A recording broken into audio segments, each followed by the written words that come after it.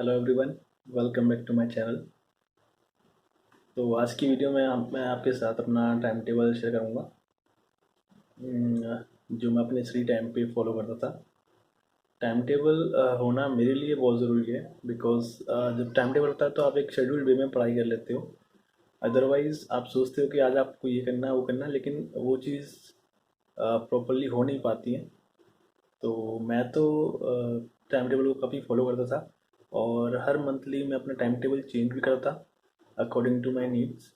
But एक common सा time table जो मैं ज़्यादा फॉलो करता था टाइमिंग आवर्स को लेके, वो मैं आपके साथ आज शेयर कर रहा हूँ। और होप आई होप कि आप भी इसे फॉलो करेंगे तो आपको ज़रूर फ़ायदा होगा और आप ज़्यादा से ज़्यादा स्टडी आवर्स आप निकाल सकते हैं। तो चलिए मैं आपको दिखाता हूँ अपना टाइम टेबल। तो ये मेरा टाइम टेबल है। 7 बजे मैं उठूँगा।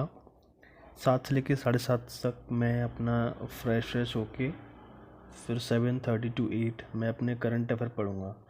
अब इसमें करंट अफेयर को मैंने आधा घंटा दिया है। क्यों दिया है कि मैं डेली करंट अफेयर पढ़ूँगा स्टार्टिंग के 10 मिनट्स में, और डेली का मेरा ख़त्म हो जाएगा। मेरे पास 20 मिनट रहते हैं, तो जो प्रीवियस डेज़ के जो करंट अफेयर थे वो मैं उन्हें रिवाइज़ करूँगा 20 मिनट में। और मैं कैसे करता हूँ, मैं लास्ट 5 डेज़ की उठाता रहता हूँ। लास्ट 5 डेज़ रिवाइज़ करे, फिर उससे पहले के 5 डेज़ की रिवाइज़ किए, ऐसे ऐसे चलेगा ये। ठीक है, फिर 8 से 9:30 पहला मॉक टेस्ट में लगाऊंगा। मॉक टेस्ट रहेगा मेरा प्री का 8 to 9, आधे घंटे का मैं उसको एनालिसिस करूँगा कि कहाँ पे कितना मेरे मार्क्स कम हुए हैं। 9:30 to 10 मैं वोकैब करूँगा सेम। 10 मिनट में वोकैब पढ़ूँगा, स्टार्टिंग के 20 या 25 वर्ड्स जितने भी मेरे को रहेंगे।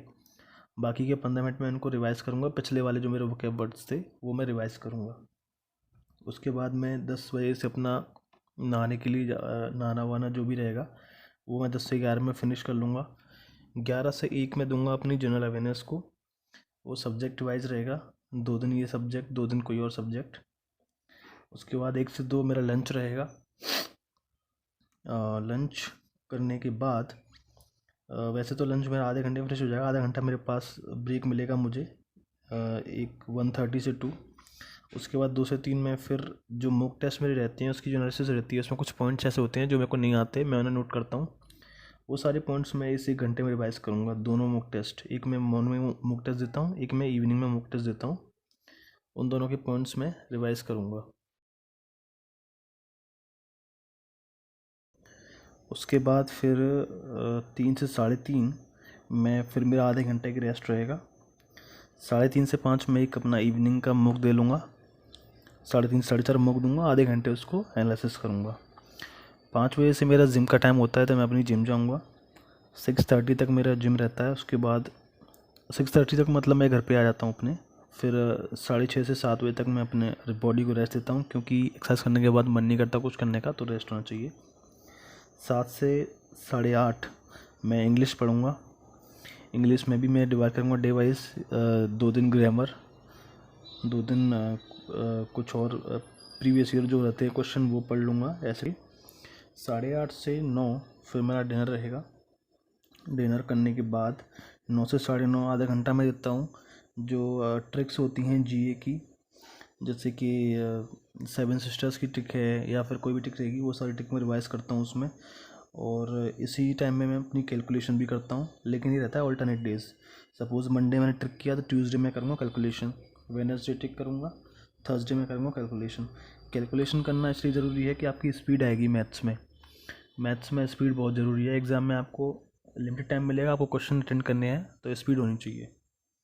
9:30 10th में दूँगा। वैसे मैं रीजनिंग के लिए टाइम देता नहीं हूँ, बट कुछ टॉपिक ऐसे हैं, कुछ उसमें चैप्टर्स ऐसे हैं जो मेरे को पढ़ने पड़ते थे, तो उसके लिए मैंने उनको 1 घंटा दे रखा था। उसके बाद वो मैंने बंद कर दिया रीजनिंग को देना, क्योंकि वो टॉपिक ख़त्म हो गए, तो मैंने वो बंद कर दिया। 10:30 से 11 मैं ब्रेक लूँगा।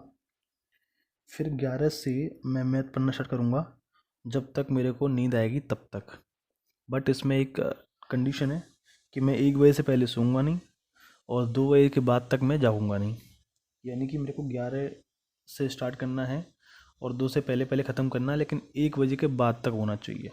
तो ये मेरा टाइम टेबल रहता है। तो ये मेरा टाइम टेबल था और आप ये अपना टाइम टेबल अपने हिसाब से मैनेज कर सकते हैं, कितने आपको सब्जेक्ट्स पढ़ने हैं, कितने आपको घंटे देने हैं। तो मैं भी अपना टाइम टेबल चेंज करते रहता था। तो आप भी फॉलो करें टाइम टेबल के हिसाब से, और मैं आपको गारंटी दे रहा हूँ आपकी स्टडी में काफ़ी इंप्रूवमेंट आएगी अगर आप टाइम टेबल लगा के पढ़ते हो तो। इससे आपको एक आइडिया रहता है कि आपने कितने घंटे के सब्जेक्ट को दिए और आप कितना आउटपुट वहाँ से निकाल पा रहे हो। तो थैंक यू सो मच। आप वीडियो को शेयर कर दीजिएगा, लाइक कर दीजिएगा और चैनल को प्लीज़ सब्सक्राइब कर लीजिएगा। Okay bye.